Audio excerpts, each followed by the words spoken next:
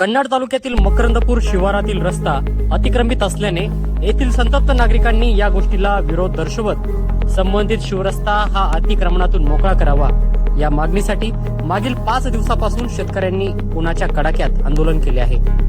आंदोलनाला बरेच दिवस झाले तरी सुद्धा प्रशासनाने या गोष्टीची दखल न घेतल्याने हे आंदोलन आणखी तीव्र करू असा इशारा संबंधित शेतकऱ्यांनी दिला। बाबा, एवढ्या कडाक्याच्या उन्हामध्ये तुम्ही लोक इथं आंदोलन करताय, नेमकं काय मागण्या आहे तुमच्या? आमच्या मागण्या अशा आहे की आम्ही सगळे पीडित शेतकरी आहे आणि आमचा हा मकरंदपूर जो शिवरस्ता आहे बर हा सगळा अतिक्रमण झालेला आहे बर आणि नकाशाप्रमाणे तो आम्हाला रस्ता मोकळा करून देण्यात यावे। त्याच्यामुळे आमची काय आहे, शेती पडीत पडणार नाही आणि आमचे हाल होणार नाही। आज शेती जर करायची झाली तर 1-1.5 किलोमीटर आम्हाला आऊत फाटा खताच्या बॅगा, एक बैल मागं एक बैल पुढं आणि लोकांच्या खुशामती करून जावं लागतं। पीकही काढता येत नाही, पीक वेळेवर पेरता येत नाही। त्याच्यासाठी अतिक्रमण झालेला हा शिवरस्ता नकाशाप्रमाणे आम्हाला मोकळा करून देण्यात यावा अशी आमची शासनाला विनंती आहे।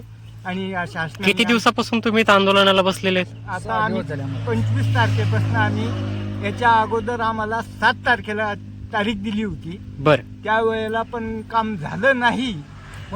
त्याच्यानंतर 25 तारीख दिली। 25 तारखेला काही अधिकारी आले, वापस निघून गेले। त्याच्यानंतर आम्ही ठिय्या आंदोलन सुरू केलेलं आहे 25 तारखेपासून तर आजपर्यंत आमचं हे ठिय्या आंदोलन चालू आहे। जोपर्यंत आम्हाला रस्ता मोकळा करून मिळत नाही तोपर्यंत आम्ही आंदोलन मागे घेणार नाही ही आमची शासनाला सांगणं आहे।